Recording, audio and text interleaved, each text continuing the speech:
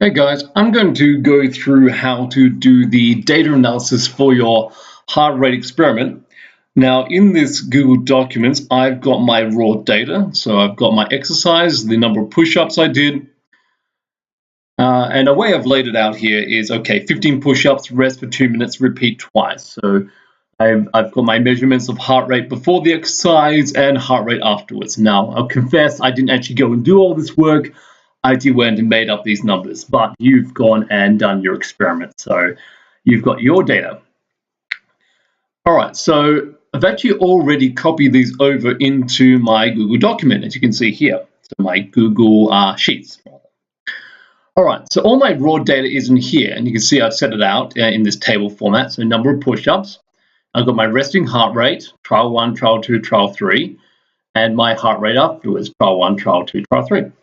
Okay, so we're going to do some calculations with these, and the first thing we're going to do is we're going to calculate an average.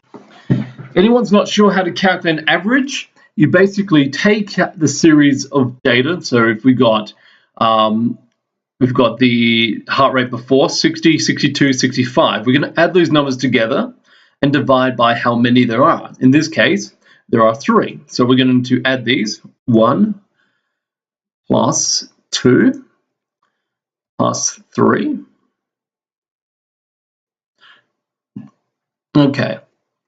Now let's put a bracket around that. So you see the formula up here. This is what you need to do. You need to press equals, and you can click on the ones you want to add together. You can type it all out, but I'm going to show you a little trick. Put a bracket around that, divide by 3.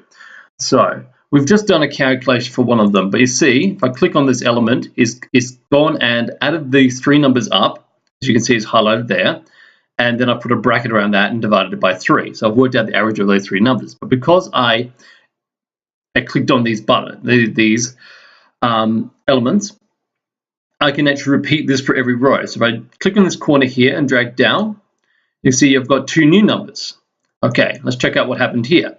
Is now gone and done the same operation for this row. So it's added these 3 numbers together, B4, C4, and D4, bracket divided by 3. So it's carried out average of that row and the other row as well. Okay, and the same thing here. It's added these 3 together and divided by 3. Okay, now I'm going to do the same over here with my heart rate afterwards. So I'll just do this again, bracket, I'll put the bracket in first, plus 72 plus 73. Okay, and then go and divide that by 3. Again, if I've done it for one row, I can make it repeat it for the others. So we've now calculated some averages. All right, so it's probably worth your graph. You see, you can actually change these cells so they don't have repeating values.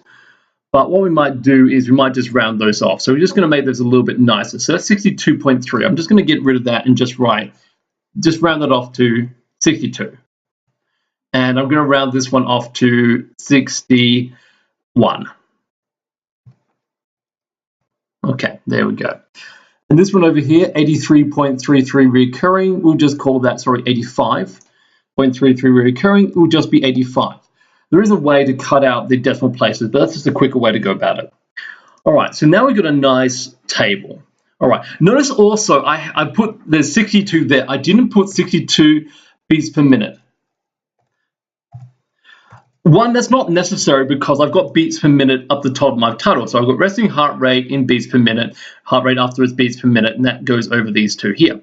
Also, is repetitive if you have to type that all the time. The other problem is you can't do commands. Now, I've actually gone and done this as an op. I've changed that to 62. If I take one of them like this one, if I actually change that to 63, if you've typed in 63 beats per minute, it can't do the calculation. See how that's gone? So that's changed. That's an error there.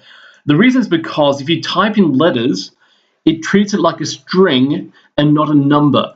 So it thinks that the spreadsheet thinks it's actually a word. So let's change that back to 63.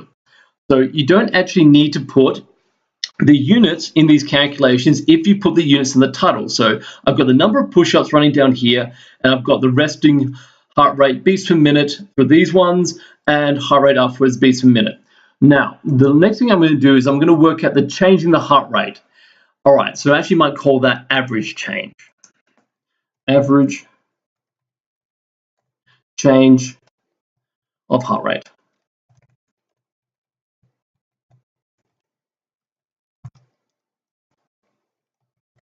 All right.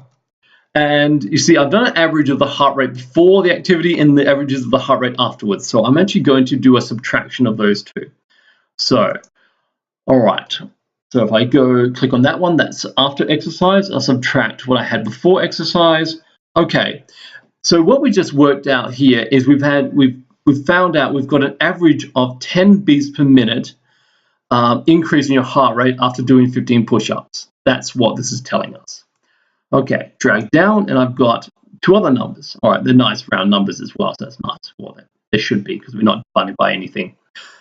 Okay, so what it's telling us is after 20 push-ups, there's an average increase in your heart rate is 23 beats per minute increase, and after 25 is an average change of heart rate, which is 38 beats per minute. All right, so that is the data that I have. Now I'm going to go and do a graph. All right, so I'm going to highlight these and highlight these. You can hold down Control so you can actually group up two parts. So that's going to be my independent variable, my x-axis. That's what I'm graphing on my y. I know the dependent variable is your heart rate, but I've chosen to do something with that while I'm graphing. You go to put a graph in, go to Insert Chart. Okay, go to Chart Types. Now we're going to use the scatter graph for this one. Okay, sometimes it might be more appropriate to use other ones, but for now we've got quantifiable data on both axes. It's appropriate to use a scatter plot for this. All right, so let's have a look. All right, so we've got a nice graph going on here, and it's actually got most of the data that I want and most of the labels that I want. Okay, so average change of heart rate, that's on the y-axis. The number of push-ups is actually what I want on the x-axis. So let's go into that. You can change the, horizontal axis title. What do I want that? Okay, there we go. So let's call this is the number.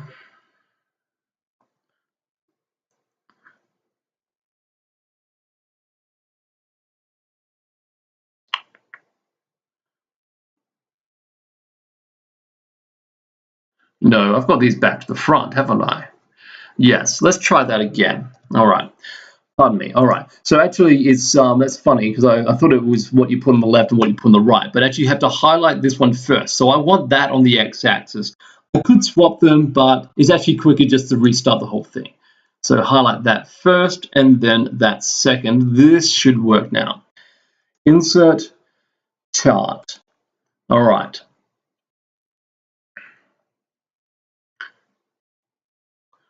Okay, so that's now correct because it goes 15, 20, 25. So what I have over here is the number of push-ups. I know it says number of push-ups there, but that's not right. We're going to have to change these labels.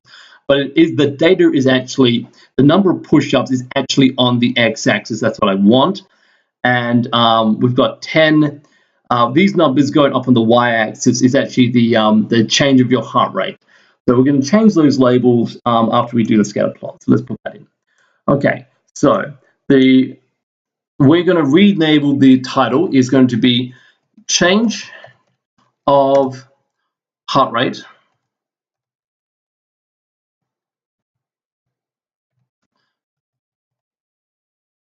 versus number of push-ups.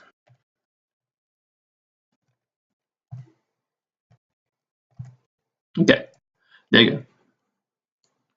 All right, now we need to change this one because it's not right. This is the average change of heart rate. I'll just change of heart rate for now. There we go. And we're missing this one. So, okay, if you're missing a title, you can click title and go into title. Axis, we're missing the horizontal axis title. So let's go fix that up. So that is your number of push-ups.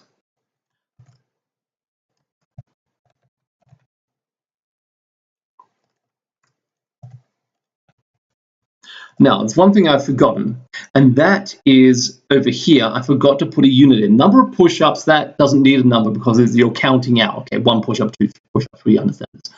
Heart rate can be measured in different units, so we're going to make sure that it is beats per minute. Okay, BPM is people familiar with that. All right. Okay, the other thing we might want to add to this graph, okay, is a trend line. So the way we do that, you go into Advanced Edit, then go down to the bottom, and we're just going to add a trend line. We're not going to do anything with it. So we're just going to add a linear trend line to there. So you can see, okay, it seems to go up in a relatively linear fashion. All right, that is now let's update that. That is now a well-labeled, detailed graph. So we've got both axes are labeled. It has a title, it has units, it has the data, and it has a trend line. Okay, guys. So I hope that helps. For some of you, you may not have a quantifiable number on the bottom, so you can choose to do a different type of graph. But most of you, both your independent variable and definitely your dependent variable will quantify, what means you can put it into numbers. So you should be doing the graph in this sort of fashion. You could then take this graph and copy it into your assignment. So you can go to your assignment. And if that was the end of your assignment, you can just copy that in.